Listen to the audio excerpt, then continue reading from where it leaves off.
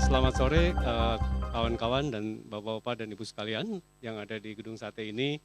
Pada sore ini barangkali sebagaimana berita yang sebelumnya telah diterima oleh teman-teman semua, bahwa betul bahwa di Gedung Sate telah ada yang terkonfirmasi positif gitu ya, sebanyak 40 orang. Dan ke-40 orang ini sebetulnya tersebar di beberapa biro gitu ya. Dan oleh karena itu kami memandang bahwa Gedung Sate selama AKB ini memang terbuka aksesnya. Jadi banyak juga pengunjung yang hadir ke sini, bahkan ada yang studi banding ke sini, sehingga belum kita dapat pastikan bahwa sumber dari penularan ini adalah dari internal atau dari eksternal. Tapi saat ini kami sedang mencari tahu itu. Kemudian dari 40 ini kita melihat dari struktur tempat tinggal memang banyaknya ada di Kota Bandung, kemudian ada di Kabupaten Bandung, ada juga di beberapa di luar kota, kedua luar kota itu, Cimahi ada.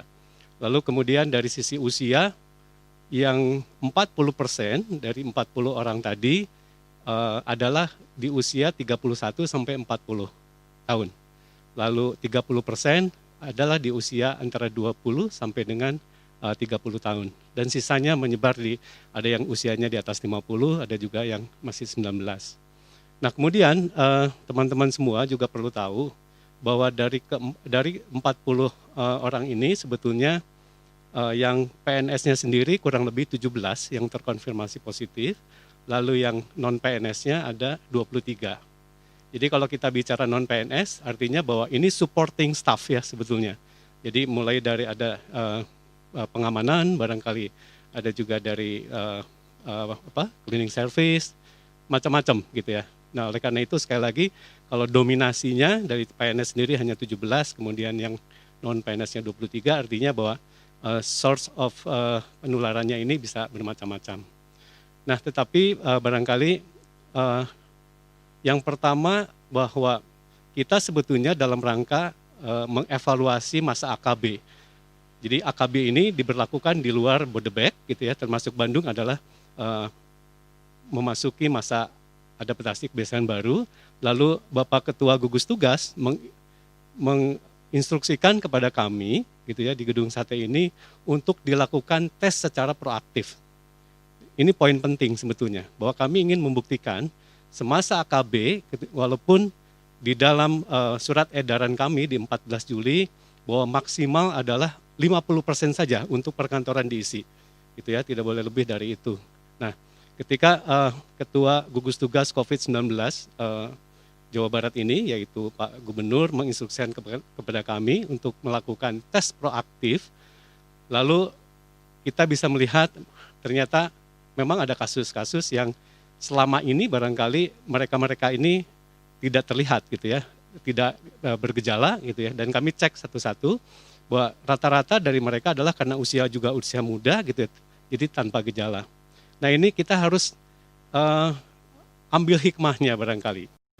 Instansi pemerintah yang telah memberlakukan secara ketat 50% hanya boleh diisi atau hanya boleh didatangi untuk tempat kerja ini.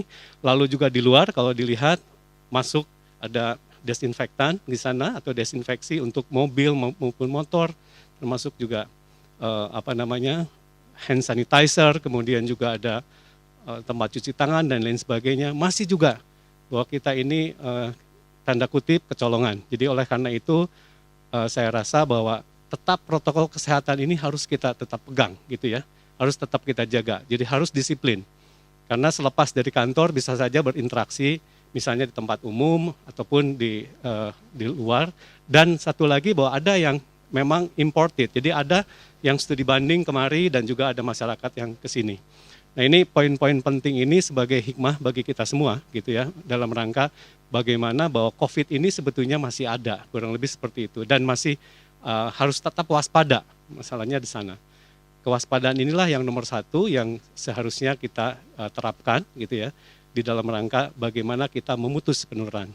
Nah yang berikutnya adalah setelah kita tahu dari 40 yang terkonfirmasi positif ini, tentu saja kita harus segera kita cek, jadi dengan melalui kontak tracing, terutama yang paling kontak tracing yang paling erat dengan para yang terkonfirmasi ini. Dan kebetulan bahwa semua ini di tesnya atau kami melakukan pengetesan dengan PCR itu di Gedung Sate, jadi semua data by name, by address, handphone ada semua, sehingga kami bisa langsung meneliti gitu ya, menanyakan satu-satu kepada orang yang terkonfirmasi positif tersebut, Anda di dalam hari-hari atau 1 minggu terakhir ini bertemu dengan siapa saja, lalu di mana saja orangnya, dan itu sudah terdata. Jadi kalau rasionya kurang lebih barangkali kalau kita ambil 1 orang kontak tracingnya kurang lebih 20, artinya kita mungkin ada 800 orang yang harus kita uji gitu ya, kurang lebih seperti itu. Nah, namun demikian bahwa yang paling erat kami lakukan isolasi mandiri, kurang lebih seperti itu. Jadi ini sesuai dengan semua protokol yang telah dikeluarkan sesuai aturan. Nah, di sisi lain bahwa hari ini memang keluar surat edaran dari Sekretaris Daerah bahwa kita semua bekerja dari rumah, dan semasa sebetulnya bukan dari hari ini saja, kita sudah 3 hari ini bahwa kita lakukan work from home, dan juga kita lakukan desinfeksi terhadap ruangan-ruangan yang ada di Gedung Sate ini. Terutama setelah kami tahu yang mana yang terkonfirmasi positif, itu yang betul-betul kita perhatikan harus kita desinfeksi gitu ya. Dan yang work from home, yang kerja dari rumah yang dispesialkan tentu saja yang benar-benar close kontak yang satu ruangan. Nah, hikmah yang bisa juga dipelajari di sini adalah memang bahwa kita ini ventilasi ini jadi penting, kemudian juga jaga jarak sudah pasti, kemudian juga masker nih masih harus kita pergunakan.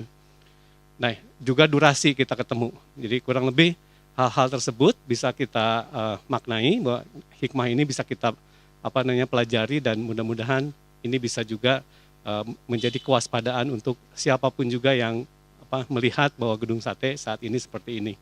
Jadi sekali lagi teman-teman semua, itulah kondisi terkini dari Gedung Sate, dan pengujian dengan PCR ini dilakukan tanggal 26 hari Senin, 27 dan 28. Jadi per hari ini kami mendapatkan 40 orang terkonfirmasi.